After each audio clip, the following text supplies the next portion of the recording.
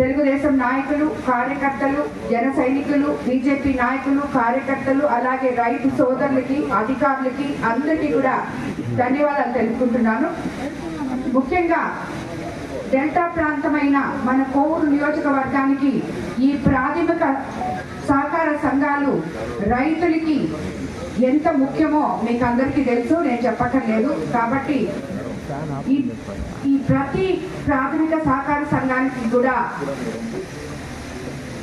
10 మందికి సహాయం చేసే వాళ్ళని చూసి ఇక్కడ మనం సీనియర్ని అందరినీ కలుపుకొని పోయే విధంగా ఉండాలని చెప్పి వీళ్ళందరినీ ఇక్కడ చైర్మన్లుగా, డైరెక్టర్లుగా ఎంపిక చేసుకోవడం జరిగింది.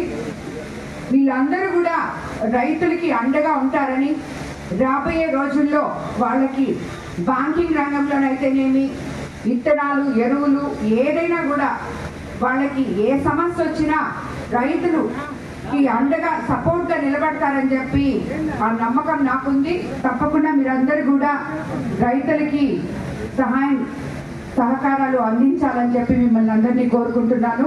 ముఖ్యంగా ఈ పడుగుపాడు సొసైటీ గురించి నేను చాలా ఎక్కువ వినున్నాను. ఎందుకంటే ఇక్కడ జట్టి రాజగోపాల్ రెడ్డి మన పెన్నా డెల్టా చైర్మన్ దీన్ని చాలా అభివృద్ధికి తీసుకొచ్చారు. ఎందుకంటే మొన్న కూడా మనం ఈ ప్రాథమిక సహకార సంఘం తరఫునే ఒక పెట్రోల్ బంక్ కూడా ఇక్కడ ఓపెన్ చేయడం జరిగింది.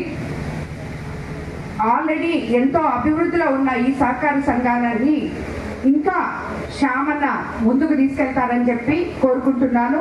అదేవిధంగా డైరెక్టర్లు కూడా అందుకు సహకరించి అధికారులతో, రైతులతో సమన్వయపరుచుకొని రాబోయే రోజుల్లో ఈ సొసైటీని ఇంకా అభివృద్ధి చేయాలని చెప్పి మిమ్మల్ని అందరినీ కోరుకుంటున్నాను. అలాగే ముదివర్తి సహకార సంఘం కూడా ఇదే మాదిర ఇంకా అభివృద్ధి పదంలో నడవాలని చెప్పి మిమ్మల్ని అందరినీ కోరుకుంటున్నాను. మన ముఖ్యమంత్రి చంద్రబాబు నాయుడు గారు రైతుల పక్షపాతి అనడానికి మీరు ఆశ్చర్యపోక్కర్లేదు. ఎందుకంటే మొన్ననే మనకు అందరికీ అన్నదాత సుఖీభవ రావడం జరిగింది. అంతకు ముందు మనకి రబీ సీజన్లో కూడా వరి ప్రొక్యూర్మెంట్ చేసుకొని 24 గంటల్లో మనకి అకౌంట్లలో అమాలీలతో సహా డబ్బులు పడడం జరిగింది.